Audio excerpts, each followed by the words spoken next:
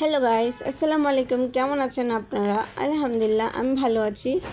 দেশে দেশে বাইরে থেকে যে যেখান থেকে দেখছেন সবাইকে জানাচ্ছি প্রাণ ঢালা ভালোবাসা। ভিডিও শুরুতে সবাইকে রিকোয়েস্ট করছি, প্লিজ একটি লাইক করে দিন এবং ভিডিওটি কন্টিনিউ করুন। আশা করি ভালো লাগবে। আজকে আমি মুরগির রোস্ট করব। তো ঘরোয়া উপায়ে কীভাবে আমি মুরগির রোস্ট করব সেটাই শেয়ার করব আপনাদের সাথে। তো মুরগির রোস্টের জন্য আমি দেশি মুরগি নিয়েছি। মুরগিগুলো আমি ভালো করে ধুয়ে 4 ভাগ করে নিয়েছি। এখন আমি জর্দা রং আর লবণ মিক্স করে রেখে দেব কালারের জন্য, যাতে সুন্দর একটা কালার আসে। তারপর আমি একটা পাত্রে তেল নিয়েছি। তেলটা গরম হওয়ার পর আমি একটু পেঁয়াজ বেরেস্তা করে নিলাম।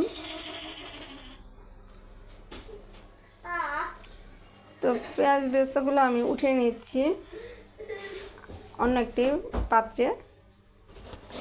এখন ওই তেলের মধ্যেই আমি দিয়ে দিচ্ছি এলাচ, দারচিনি, তেজপাতা, লং। তেলের যত পর্যন্ত স্মেল না আসবে তত পর্যন্ত আমি রাখবো। যখন মশলা গ্রান আসবে তখন আমি দিয়ে দিচ্ছি আদা রসুনের পেস্ট। আপনাদের প্রয়োজন মতো আপনারা আদা রসুন পেস্ট দিয়ে দিবেন। এরপর দিয়ে দিয়েছি কাঁচামরিচ। যখন এইভাবে দিচ্ছিলাম খুবই সুন্দর একটা স্মেল আসছিল। মাশাআল্লাহ, খুব সুন্দর একটা স্মেল আসছিল। তো আমি এটাকে একটু ভাজা ভাজা করে নিচ্ছি। যেহেতু আমি গুঁড়া মরিচ ব্যবহার করছি না, তাই কাঁচা মরিচটা কিন্তু একটু বেশি দিয়েছি। আপনারা আপনাদের প্রয়োজন মতো আপনি দিয়ে নেবেন। তারপর আমার ওই লবণ আর জর্দা রং মেশানো যে মুরগিটি রেখেছিলাম ম্যারিনেট করে, সেটাই এখন আমি দিয়ে দিচ্ছি এই তেলে ভাজার জন্য। এইখানেই ভাজা হবে, এই তেলেই ভাজা হবে, আবার এই তেলেই আমি রান্না করব।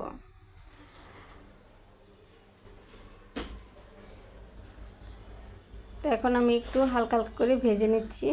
দেখতেই পাচ্ছেন কত সুন্দর একটা কালার এসে পড়েছে। কিন্তু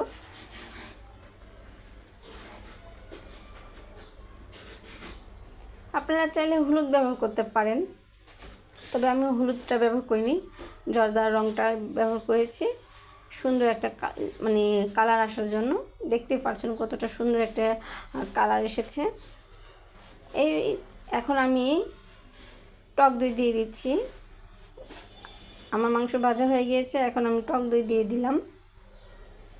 এখন একটু আমি নাড়াচাড়া করে নিচ্ছি।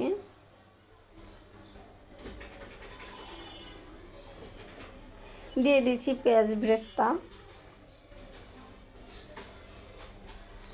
এখানে 1 কাপ মতো পেঁয়াজ বেরেস্তা আছে, আমি সবগুলোই দিয়ে দিচ্ছি।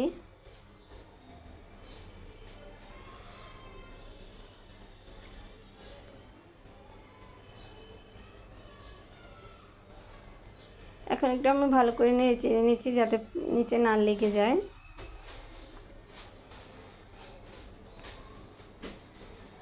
এখন দিয়ে দিচ্ছি আমি জায়ফল, জয়ত্রী বেটে নিয়েছিলাম সেটু, আর গোলমরিচ দিয়ে দিচ্ছি, বেটে নিয়েছিলাম সেটি দিয়ে দিচ্ছি। এখানে জায়ফল, জয়ত্রী আর গোলমরিচ আছে, তো আমি দিয়ে দিলাম। এখন দিয়ে দিচ্ছি বাদাম বাটা।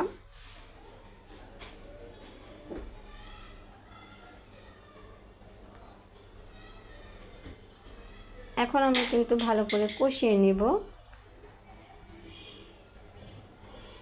দিয়ে দিচ্ছি একটু চিনি।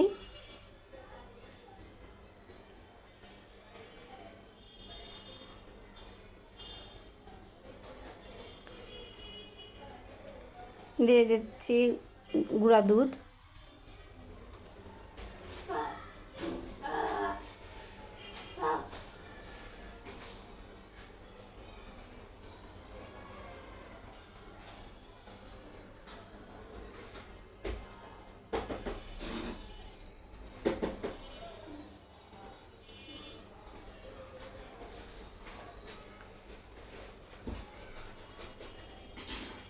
আমি এখন মাংসটা যাতে প্রপারলি সিদ্ধ হয় সেই জন্য সামান্য একটু গরম পানি দিয়ে দিলাম।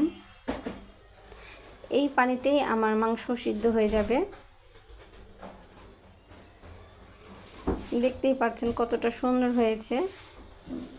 তো ভালো লাগলে অবশ্যই একটি লাইক করে দিবেন। আজকে এতটুকুই। আল্লাহ হাফেজ।